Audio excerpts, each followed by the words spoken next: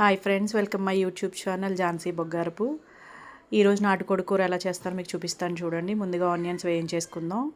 పచ్చిమిర్చి ఆనియన్స్ వేయించేసుకున్న తర్వాత light brown shade వచ్చిన తర్వాత కొంచెం అల్లం వెల్లిపాయ పేస్ట్, పసుపు వేసేసుకుందాం. వేసేసుకొని అవి పూర్తిగా బాయిల్ చేసేసుకుందాం.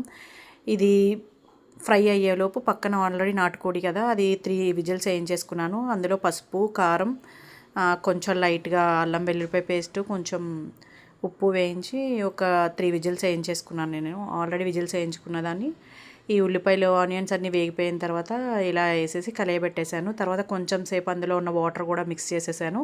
తర్వాత కారం, ధనియాల పొడి, జీలకర్ర పొడి వేసేసాను.